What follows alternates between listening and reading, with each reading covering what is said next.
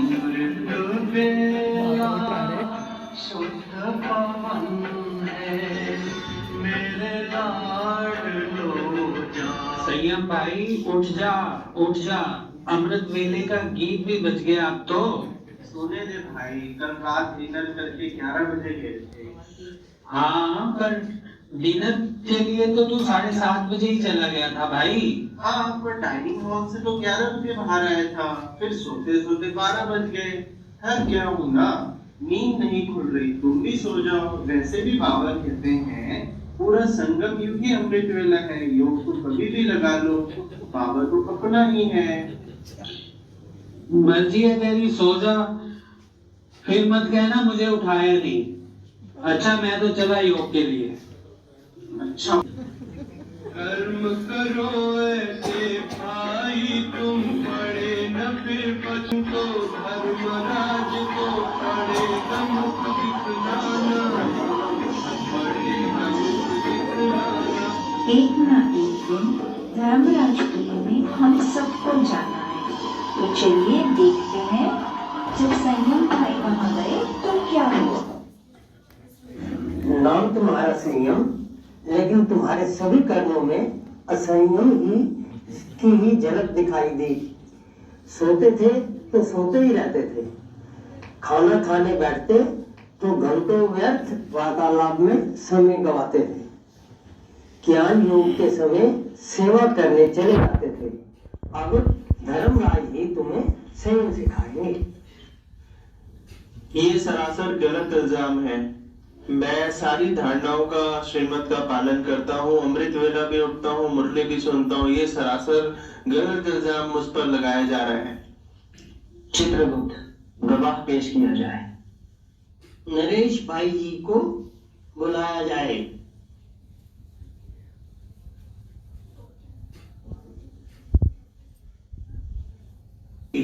मैंने इन्हें बहुत समझाया, बहुत उठाया, लेकिन ये तो सोए ही रहते थे, उठते ही नहीं थे। मैं तो आपको अपना भाई समझता था, आपने मेरे खिलाफ ही गवाही दे दी। भाई मैं तो सत्य बोल रहा हूँ, इसमें कोई गलत बोलने वाली तो कोई बात ही नहीं है। संयम, बहुत सो लिए लेकिन संयम खो दिया। अब तुम सोने की दुनिया में भी जरूर जाओगे, लेकिन वहां तुम्हें सोने को नहीं मिलेगा। खाने के 36 प्रकार के पकवान सामने होंगे, लेकिन खा नहीं पाओगे, परंतु पकाओगे, बावर्ची बनोगे। नहीं नहीं,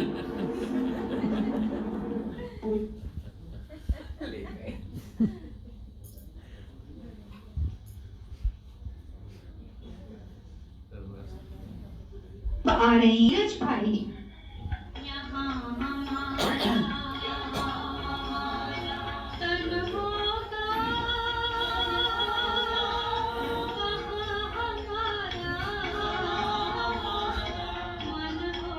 योग पूरा हो गया, अब चलकर कुछ खा लेते हैं। आज पकोड़े बने हैं।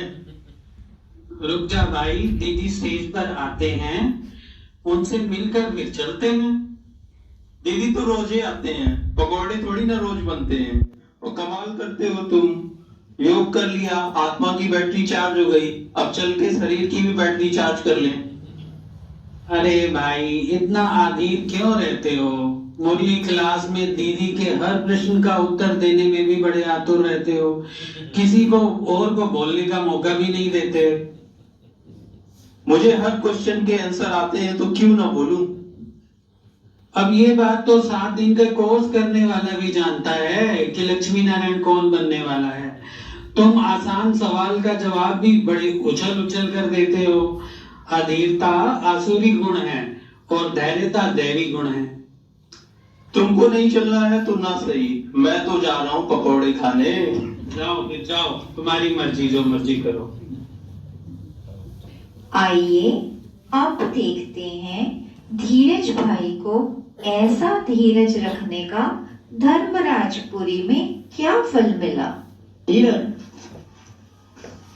तुमने अधीरता में संगम का समय खो दिया, योग के समय भी व्यर्थ संकल्प चलाते थे, सेवा में भी उतावलापन दिखाते थे, और साथी भाई बहनों को डिस्टर्ब करते थे। अब तो धर्मराज ही तुम्हारा फैसला करेंगे। धीरज, अरे ओ धीरज, अब तुम थोड़ा धीरज रखो। तुम्हारी सजा थोड़ी देर में सुनाई जाएगी। कोई भी सजा दे देना धर्मराज जी, पर मेरे धैर्य की परीक्षा मत लो। प्लीज जल्दी बताओ। तो सुनो, तुम सतयुग में तो जाओगे, लेकिन द्वारपाल पाल बनोगे। सभी के महल में आने जाने का ब्यौरा रखोगे। नहीं नहीं, कोई और सजा सुना दो धर्मराज जी। मेरे धैर्य की परीक्षा मत लो। यही मेरा अंतिम फैसला है। मिश्री बहन, जैसा नाम वैसा ही स्वभाव है, आप खुद देखिए।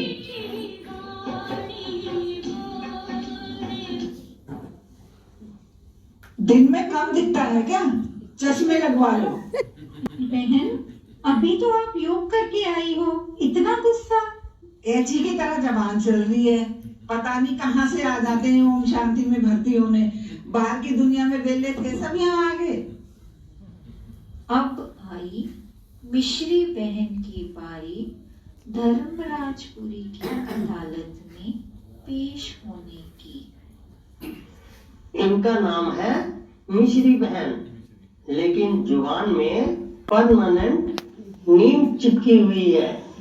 बोल में कड़वाहट तो रिश्तों में भी कड़वाहट घोल दी है। अब धर्मराज आपको सजा का स्वाद चखाएंगे।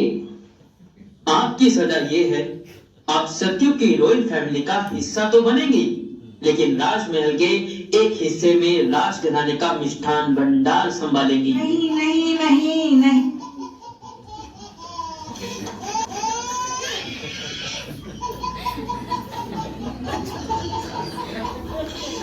नाम है सत्यवीर भाई।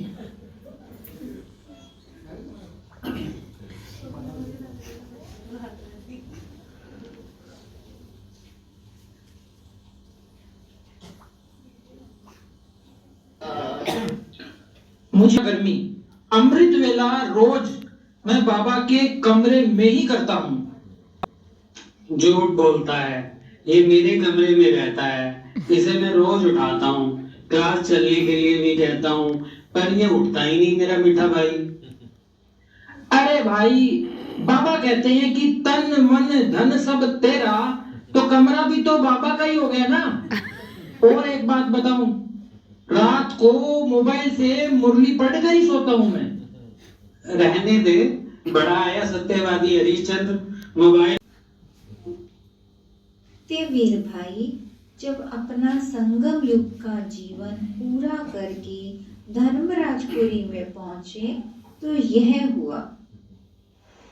सत्यवीर झूठ की संपूर्ण खान है।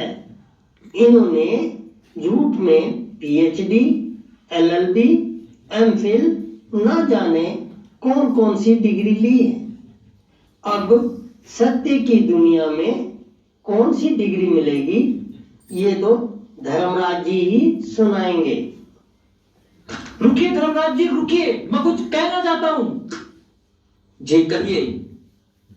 चित्रगुप्त सरासर झूठ बोल रहे हैं। चित्रगुप्त, गवाह पेश किया जाए। नरेश भाई को पेश किया जाए। राज जी, ये बात बात पर झूठ बोलता है। मैंने इसे बहुत समझाया था, पर ये मेरी बात सुनता ही नहीं था। आत्मा सत्य है और शरीर असत्य है। तुम्हें सत्य की दुनिया में चंडाल का पद मिलेगा। नहीं नहीं, रहम करो, रहम करो। शवों को उठाना, बिजली में जलाना, यही तुम्हारी सजा है। तब उनकी नींद खुली तो समझ आया कि ये तो सपना था।